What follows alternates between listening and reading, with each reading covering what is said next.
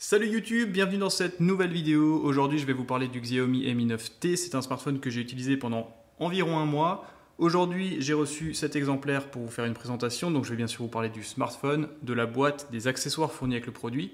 Et également un retour d'utilisation après un mois d'utilisation finalement, avec 3 points forts, 3 points faibles que je vais vous énumérer à la fin de cette vidéo. On se retrouve tout de suite pour le déballage et la présentation du Xiaomi Mi 9T. Donc vous connaissez certainement le Mi 9, le Mi 9 SE et aujourd'hui on s'attarde sur le Mi 9T. C'est un smartphone qui a la particularité d'avoir un taux d'occupation de la face avant pratiquement record, aux alentours de 90%. Intégration du capteur photo dans une caméra pop-up sur la face avant. Le design général est plutôt cool, la finition est plutôt cool également. Après ça reste un smartphone plutôt grand et plutôt massif comme vous aurez l'occasion de le voir juste après. Le coffret il est plutôt joli, il est plutôt premium, aperçu du produit sur l'avant, bien sûr mise en avant de cette caméra en mode pop-up.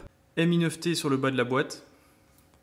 Au dos, aucune information du produit. On retrouve bien sûr quelques informations, notamment 6 Go de RAM, 64 Go d'espace de stockage. Une autre version est disponible en 8 Go de RAM avec 128 Go d'espace de stockage. Et bien sûr, c'est un smartphone dual SIM. Comme toujours, on retrouve une épingle d'extraction afin d'accéder au tiroir nano SIM dans lequel il est possible de mettre 2 cartes nano SIM. Attention, pas de possibilité de mettre une carte micro SD sur ce produit, c'est assez rare, surtout chez les fabricants chinois. Donc il faudra se contenter des 64 ou 128 Go d'espace de stockage d'origine. On retrouve ensuite un document lié à la garantie avec bien sûr un guide utilisateur avec la traduction française disponible, donc ça c'est plutôt intéressant. Et on retrouve également une coque de protection assez sympa avec un côté un petit peu satiné, petit marquage Mi sur le bas. Bien sûr le haut du produit n'est pas protégé, caméra pop-up oblige. C'est quand même toujours sympa d'avoir une protection d'origine sur ce genre de produit exotique. Ça ne nécessite pas de courir sur Amazon pour en trouver une et vous pouvez de toute façon oublier de trouver un accessoire pour un Xiaomi Mi 9T à la Fnac ou chez Darty ou dans tout autre commerce physique. Donc là, pas de prise de tête, vous pouvez le protéger dès son achat. On a également droit à un câble USB Type C 2.0 de bonne longueur. Bon point sur ce produit, maintien de la prise mini jack 3.5, du coup vous avez droit à des écouteurs intra-auriculaires fournis d'origine en connexion mini jack.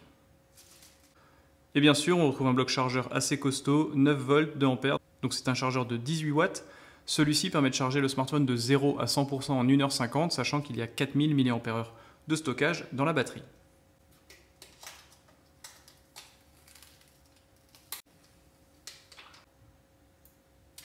Et voici donc le Xiaomi Mi 9T en version bleue, 6 Go, 64 Go d'espace de stockage. Le travail apporté sur la coque arrière est absolument extraordinaire, je trouve que l'effet est vraiment réussi, c'est vraiment magnifique. Si vous êtes assez séduit par ce type d'effet, ne partez pas sur un coloris noir parce que vous n'aurez pas du tout ce type de travail sur la coque. Il y a juste la version rouge et bleue qui bénéficie de ce traitement assez particulier. Et en toute franchise, c'est vraiment extraordinaire, c'est vraiment super joli et super bien fait. Au dos, bien sûr, quelques marquages liés à la certification du produit. On retrouve ensuite un flash LED et vous avez bien sûr le module photo. Bien sûr, la star sur ce smartphone, c'est son capteur photo. C'est un Sony IMX582, donc c'est un capteur de 48 mégapixels équipé d'une optique 26 mm avec une ouverture à f1.8. Le capteur IMX582 est un petit peu moins performant que le 586, mais uniquement en vidéo. En fait, ce capteur ne permet pas de filmer en 4K à 60 images secondes, il est limité à 30 images secondes. C'est la seule différence. En termes de rendu photo en toute franchise, il n'y a pas de différence. En dessous, vous retrouvez un deuxième module photo de 8 mégapixels téléobjectif, donc une focale de 52 mm avec une ouverture à f2.4. Et enfin, juste en dessous, on retrouve un troisième capteur photo ultra grand angle de 13 mégapixels avec une optique de 15 mm et une ouverture de f2.4. Sur la tranche du produit, on retrouve bien sûr le bouton de contrôle volume plus et moins, ainsi qu'un bouton de mise sous tension coloré en rouge qui est plutôt sympa. Sur le dessous, une grille pour le haut-parleur, un microphone extérieur, connexion en USB Type C 2.0 et bien sûr un tiroir dual nano SIM. Sur la tranche opposée, il n'y a ni bouton ni interaction, l'intégration d'une antenne simplement. Et enfin, sur le dessus, on retrouve bien sûr la prise mini jack 3.5, un microphone extérieur et la caméra pop-up qui est équipée d'un capteur photo de 20 mégapixels avec une ouverture à f2.2. Sur la face avant du produit, on retrouve ce superbe écran 6,39 pouces, technologie AMOLED, définition de 2340 par 1080 pixels, donc une densité de 403 pixels par pouce, qui est largement suffisant pour toutes les utilisations que vous aurez à faire avec ce produit. Et celui-ci est protégé par une protection Gorilla Glass 5, donc c'est plutôt intéressant. Alors en termes de performance, c'est plutôt intéressant. Ce produit est équipé d'un processeur Snapdragon 730, un GPU Adreno 618 et 6 Go de RAM. Une version un petit peu plus costaud est également disponible avec 8 Go de RAM et 128 Go d'espace de stockage. Je le rappelle, pas de possibilité d'étendre la mémoire sur ce produit, il faudra se limiter à la mémoire interne. On se retrouve donc devant ce superbe écran de 6,39 pouces en technologie AMOLED. En toute franchise, c'est vraiment le point fort de ce produit. Il y en a quelques-uns et je vais vous les énumérer. Alors moi, ce smartphone, je m'en suis servi pendant un mois. J'avais une version noire, 8 Go, 128 Go d'espace de stockage, mais c'était un fonctionnement 100% similaire. La différence entre 6 et 8 Go de RAM, elle est vraiment minime en toute franchise, voire inexistante. Du coup, en point fort sur ce produit, ce sera déjà son écran. En toute franchise, c'est la pièce maîtresse du produit. Il est absolument magnifique. Contraste infini, luminosité largement suffisante. La colorimétrie est vraiment bien gérée. C'est vraiment un produit qui est agréable à regarder. On sent vraiment qu'ils ont investi massivement dans le développement de cet écran et ça se sent. Deuxième gros point fort sur ce smartphone, ce sera son autonomie. La batterie, c'est une batterie de 4000 mAh. Il tient facilement 2 jours en utilisation. Le processeur Snapdragon 730 est plutôt peu gourmand, l'écran AMOLED aide encore à économiser un petit peu d'énergie sur l'affichage des noirs, donc c'est vraiment un smartphone qui est super endurant. Et enfin, en troisième point fort sur ce produit, je trouve que les performances générales, surtout pour un processeur 730 avec un GPU Adreno 618 et 6 Go de RAM seulement, entre guillemets, sont vraiment assez impressionnantes. Le produit tourne vraiment bien, c'est vraiment agréable.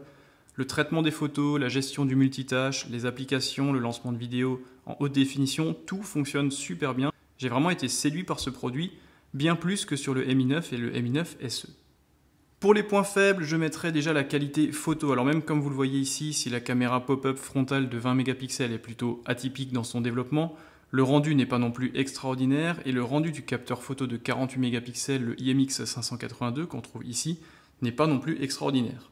Les deux autres modules, ultra grand angle et téléobjectif, même si bien sûr ils apportent une polyvalence indéniable au produit, ont tendance un petit peu à perdre pas mal de détails, beaucoup de bruit numérique, des aplats pas forcément bien détaillés, une saturation des couleurs qui est assez discutable.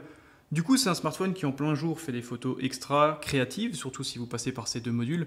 Par contre, en termes de qualité pure de photographie, ça n'est pas forcément au rendez-vous et je pense qu'un Honor 20 aujourd'hui s'en sort un petit peu mieux sur ce secteur. Je m'attendais un petit peu à mieux, j'ai été un petit peu déçu par la partie photo et les presses spécialisées sont un petit peu du même avis d'ailleurs. Deuxième point faible sur ce produit, ce sera la reconnaissance faciale qui est assez lente. Je suis un petit peu déçu, le temps de déploiement de la caméra est un petit peu long, le temps d'analyse du visage est un petit peu long, donc moi je préfère toujours passer par le lecteur d'empreintes, même si celui-ci est placé sous l'écran. Ça reste plus pertinent et plus fonctionnel. Et enfin, en troisième point faible, qui n'en est pas vraiment un, parce que comme je le dis toujours, si vous achetez un smartphone de 6,4 pouces, vous savez que vous achetez un grand smartphone, mais ça reste quand même son dimensionnement et son poids, quasiment 200 grammes, c'est assez costaud. Donc je trouve que c'est un smartphone qui est plutôt énorme et pour le coup le Xiaomi Mi 9 SE me correspondait plus dans son design et dans son développement en termes d'ergonomie, même si en termes de personnalisation je préfère celui-ci. Je trouve qu'un écran de 6,4 pouces ça se fait quand même un petit peu gros aujourd'hui et j'aurais aimé un smartphone un petit peu plus contenu dans son encombrement, là c'est quand même assez costaud déjà. Alors en termes de connectivité, de paramètres généraux, ce smartphone est bien sûr équipé d'un module NFC. Pas de certification d'étanchéité IP67, IP68, donc n'allez pas le mettre dans l'eau, sous la pluie ou avec les mains pleines de transpiration. Évitez, c'est quand même toujours mieux. Connexion en USB type C 2.0, maintien de la prise mini jack. Il est bien sûr équipé d'un module Bluetooth 5.0. Il tourne sur Android 9.0 avec une surcouche MUI 10. Pas de possibilité d'étendre la mémoire, donc ça je l'ai dit, 64 ou 128 Go d'espace de stockage seulement.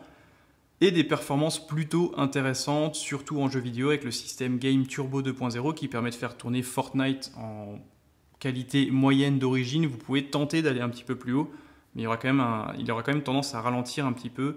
Le nombre d'images par seconde va chuter de temps en temps et c'est assez gênant. Enfin, pour finir, ce smartphone est commercialisé à 329 €, plusieurs versions disponibles. Donc il y a la version noire où vous n'aurez quasiment pas d'effet sur la coque arrière. Vous avez cette version bleue qui est pour moi la plus jolie en toute franchise. Le travail apporté sur le verre est vraiment extraordinaire. Et une autre version rouge qui est assez sympa également, mais qui, moi, du coup, me correspond un petit peu moins. Vous l'aurez compris, ce smartphone est vraiment plein de qualité. En toute franchise, c'est vraiment un de mes smartphones préférés pour moi de ce milieu d'année 2019. Il a presque tout pour lui, il est juste un poil grand, c'est pour ça que j'en fais pas de mon smartphone de tous les jours, parce que pour moi, 6,2, 6,1, 6,3 pouces maximum, là on est à 6,4, 200 grammes de poids de smartphone, c'est un peu lourd. Du coup, c'est pour ça que c'est pas mon smartphone de tous les jours, mais il ne lui manque pas grand chose pour être l'un des meilleurs produits du moment, surtout à 329 €. Je vous remercie d'avoir suivi cette vidéo qui était assez rapide. N'hésitez pas à me suivre sur Twitter et sur Instagram sur les pages officielles et également de me poser vos questions dans les commentaires. J'y réponds généralement assez rapidement. Merci d'être toujours plus nombreux et restez abonnés. Abonnez-vous si ça n'est pas le cas. Il y a plein d'autres vidéos qui arrivent. Pas mal de smartphones, le Nokia 4.2, le Zenfone 6 qui va arriver également. J'ai également reçu un autre smartphone, un Humidigi A5 Pro, je crois, que j'ai réceptionné tout récemment. Donc il y aura encore pas mal de tests sur la chaîne, on se retrouve très prochainement. Je vous remercie, à bientôt.